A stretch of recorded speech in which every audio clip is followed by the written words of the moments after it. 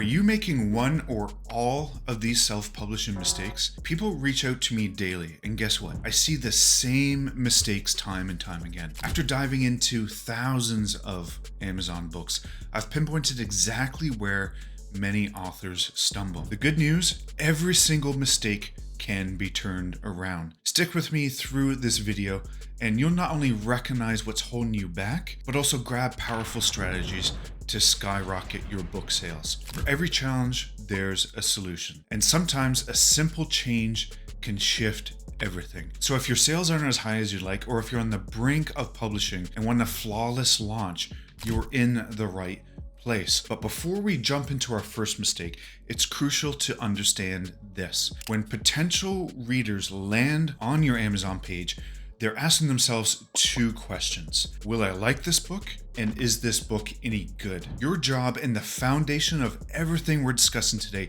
is to answer both of those questions with a resounding yes. Now let's dive into mistake number one with having a bad cover. Can't stress this enough. Never design your own cover unless you're a seasoned professional. Your cover is the first thing that readers will see, and it plays a monumental role in their buying decision. Trying a DIY cover, that's like showing up to a black tie event in your pajamas. Not the type of impression you want to make. Now, covers can range anywhere from $25 to a staggering $10,000. But guess what? You don't need to break the bank to get a killer cover. I've linked 3 of the absolute best resources in the description below to ensure you get the most bang for your buck. Remember, your cover isn't just about looking pretty. It has to fit your genre and scream, this is a quality read. Don't skimp on this. It's more important than you think. Mistake number 2, long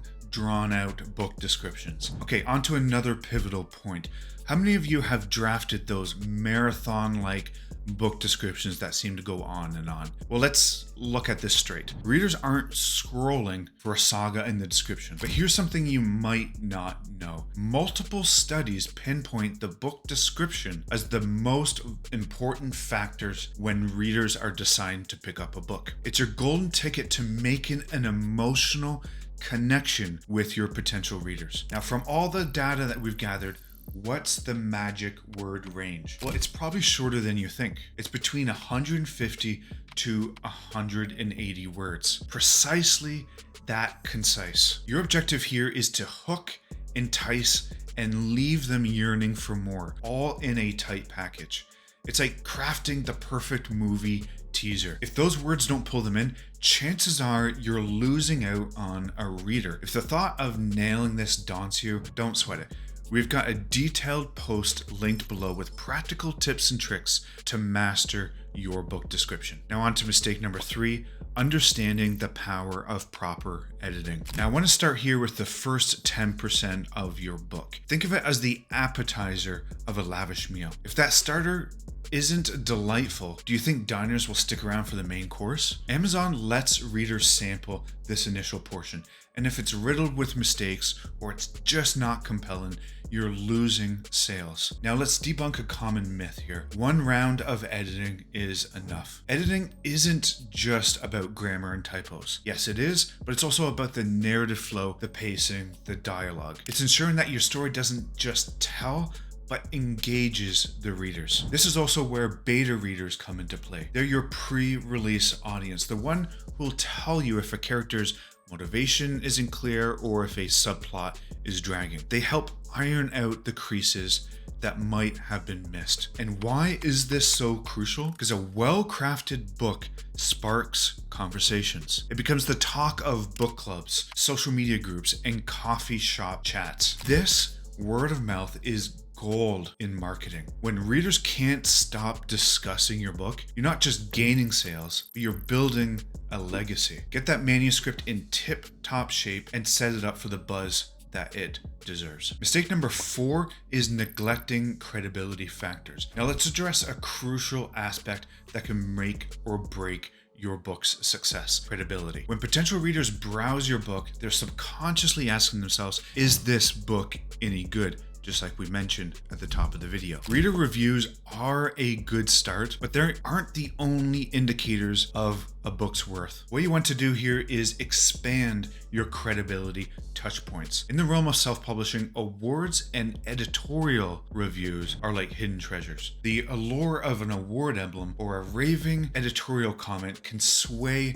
a potential reader to make a purchase instead of moving on. And if you're thinking to yourself, where do I even begin to get those? Don't worry, I've got you covered. Check out the links below to jumpstart your journey to credibility endorsements. Remember, the more trusted voices you have singing your book's praises, the higher the likelihood of catching a reader's attention and trust. Mistake number 5 is setting unrealistic pricing. One of the biggest missteps I've observed is authors setting their ebook prices way off the mark. Take for an example, pricing a fiction ebook at $9.99. It's just not competitive, especially for indie authors just starting out. Yes, a high price can indicate quality, but you have to have the credibility factors to back that up. Understand the balance. If you set the price as low as, let's say, under $1 for 99 cents, you'll definitely attract more buyers because of the low barrier to entry. But here's the catch. Those readers are often less committed to actually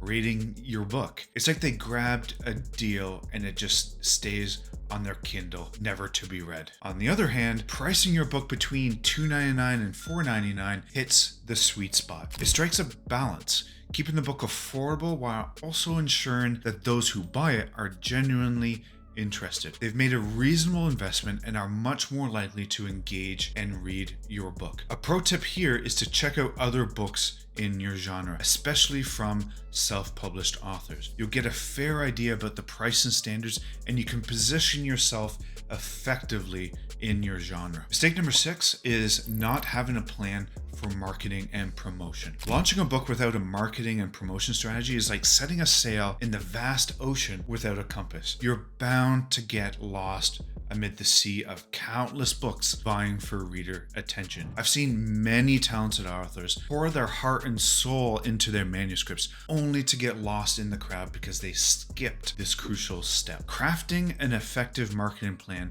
isn't as daunting as it seems though. This is a topic I could go on for forever, as this is what I do every single day. But to help you get started, check out the pre-publishing and marketing checklist I've linked down in the description below. It's a comprehensive guide that breaks down the essentials, ensuring that your book doesn't just reach the shelves, but also into the hands of eager readers. Remember, writing the book is only half the battle. Getting it noticed is where the real challenge lies. Be prepared and grab your copy. Mistake number 7 is trying to do too much at once. There's a saying, jack of all trades, master of none. In self-publishing, it's easy to become that jack. From launching your book, setting up a barrage of promotions, actively engaging with your readers on every possible social platform, to organizing virtual events while still focusing on writing your next book. The temptation to multitask is very, very real. But here's the catch. While enthusiasm is invaluable, juggling everything can lead to burnout, mistakes, or both. Think about it. When you spread yourself too thin,